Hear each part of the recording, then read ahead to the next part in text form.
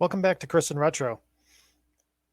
I don't know if you guys have this problem, but I do. I'm a procrastinator. Not as bad as I once was, I don't think. Maybe I put that decision off. I don't know. But for real, honestly, I got three triggers in my addiction. One is controlling behavior, fear, and procrastination. They're evil dance partners.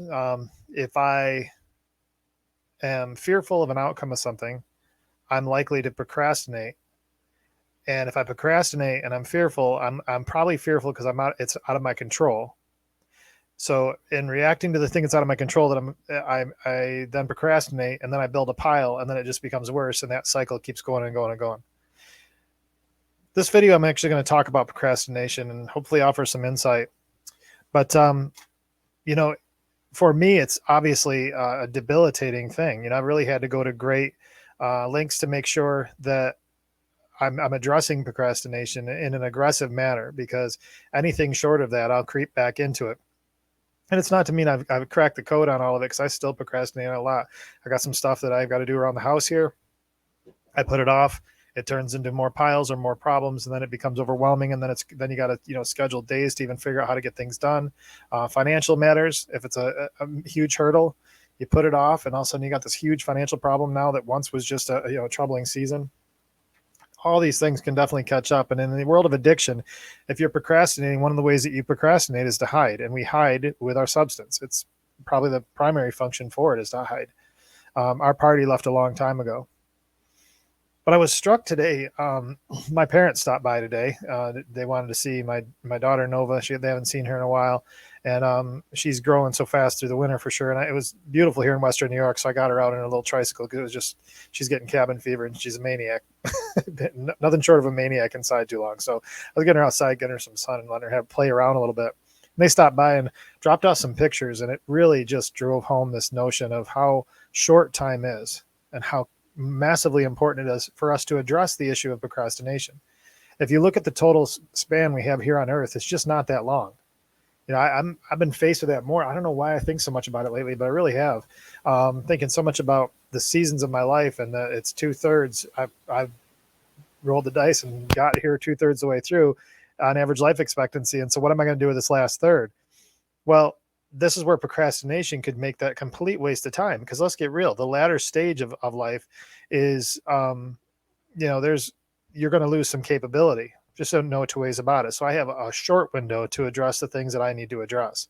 And those are things that I would like to share those lessons to younger generations and those types of things, to recognize time is precious. And I'm going to show a few things here that really kind of brought this home, and just a little fun moment down memory lane here.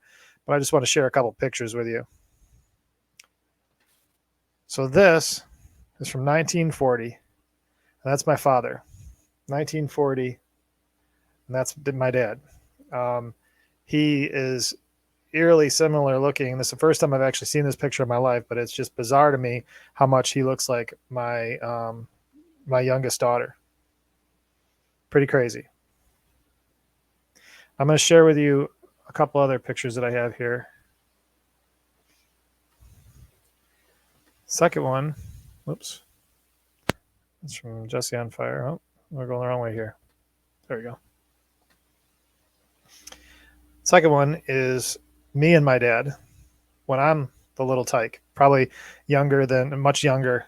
Actually, this picture struck me because if you look in the background here, all the paneling and stuff, I can still remember the slivers, getting slivers from that.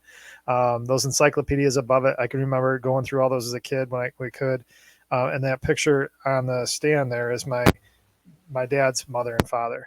And a lot of the attitudes and the elements of his life and the way that he became a man was really from his father, passed down.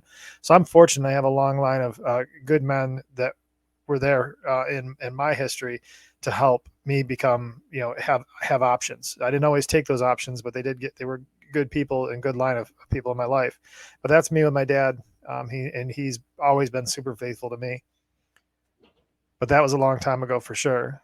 And now here's my youngest daughter as of a few days ago, just chilling out, watching a show. Now, why do I take you guys down memory lane? Well, some of it is just kind of fun. It's my channel.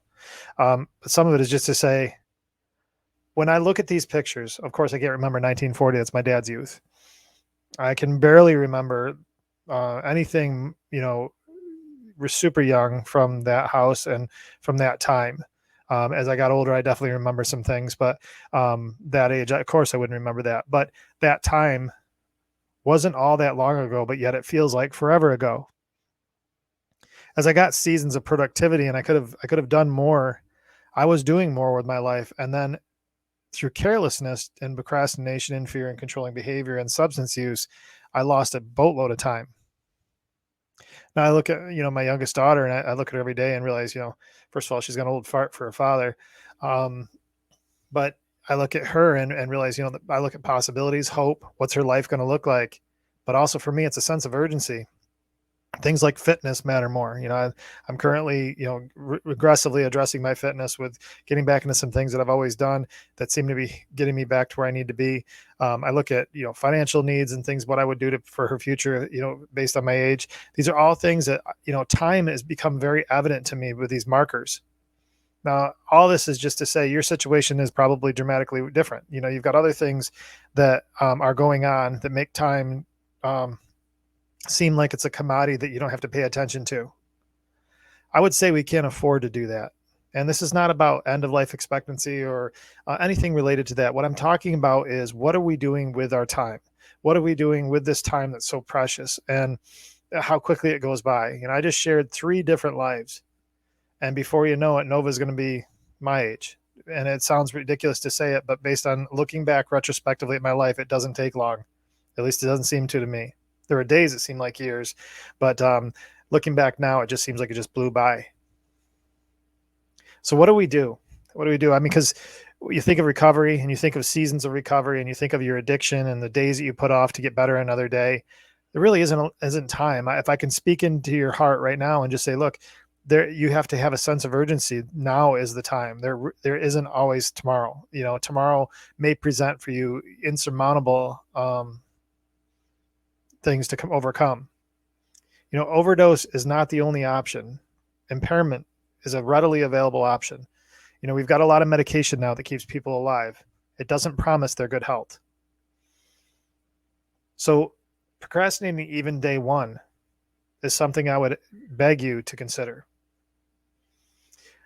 I've talked to my sponsor about telling him, I'm having trouble with procrastination again. About probably 2 years ago, I had this conversation with him about struggling with procrastination again. I'm doing it again. And, you expect when you go to people for advice, you're going to get some profound answer back. And he just said, then don't. Like, what? Oh, that was really great. But he's right. The only way to stop procrastination is don't. But it still doesn't deal with the fact that if you are procrastinating, it's because you probably have some fear or you have some things that are just super overwhelming and you can't deal with them. So you push them off and they just become more of a problem. So here's a few things I would recommend. One is truly dissect what it is that you are putting off. Understand, and it really is not some major project, but honestly ask yourself, why am I putting this off? What is it about that I'm putting it off? Really frame it for what it actually is.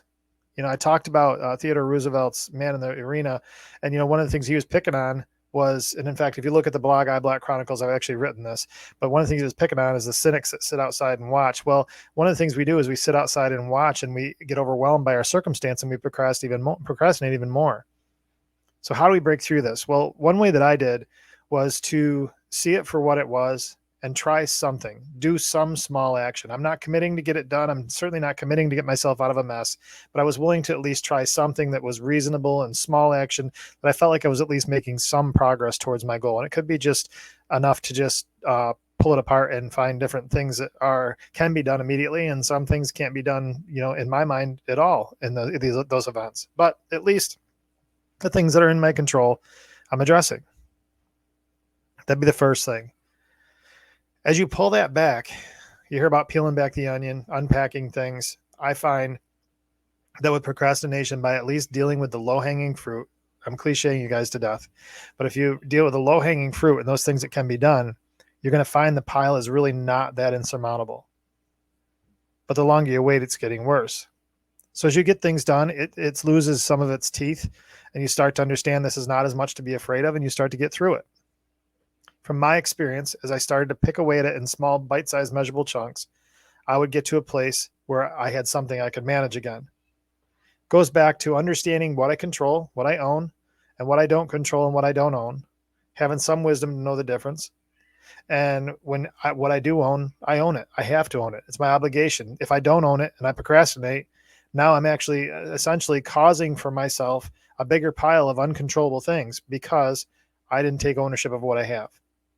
So let's just say you've got a pile and you work through it with some of the suggestions I'm suggesting now. You pull it apart, you start, working the pile, you realize it's reasonable, then you attack it and you finish it. Get it out of the way. If there's something can be done today, get it done today. The next step is that, so now that you're back on ground zero and you got everything good to go, you got caught up on everything. Now, how do you not slip back? Because honestly, you put all this energy into not procrastinating. Now you're probably pretty tired. You don't want to put that rigor into a lot of stuff again. So you might go on cruise control for a minute and start the process all over again. I think it goes back to then about prioritization. What in your life must be done? What has to be done? What can you not go without doing? And so knowing full well what it is that's most important in your life, what has to be addressed most importantly, those things can never be let go. So out of 20 things that come into you today, and if 5 of those are related to your top 3 objectives in your life, those 5 things, anything that you can do about those today must be done today.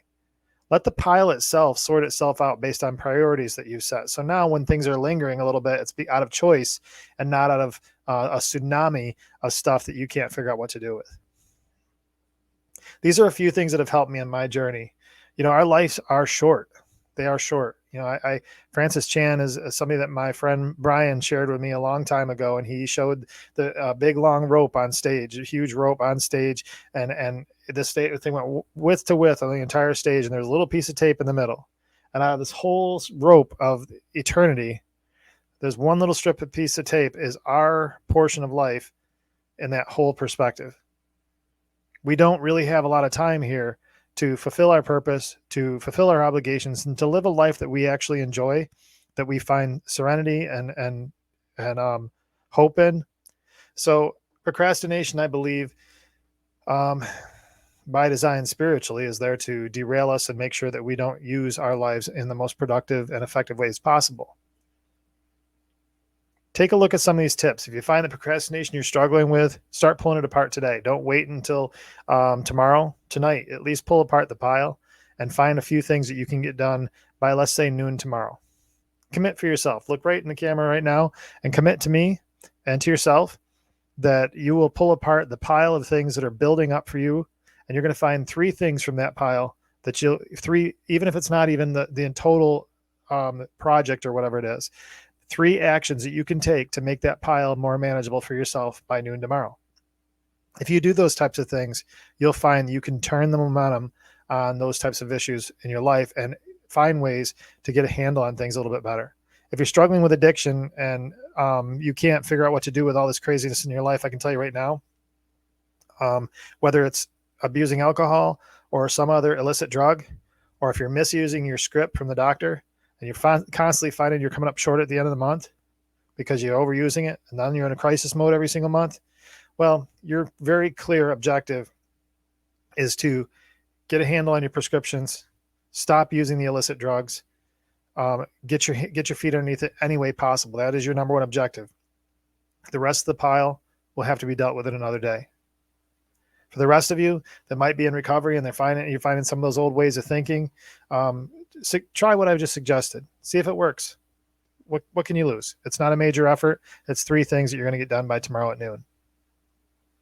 I hope this video was useful for you. Please like and subscribe, comment. Appreciate any feedback you give on me. I know that way, at least I know I'm hitting home with some stuff that you find of value. In the meantime, please stay productive. Try those 3 things, getting them done by noon tomorrow, and stay out of trouble.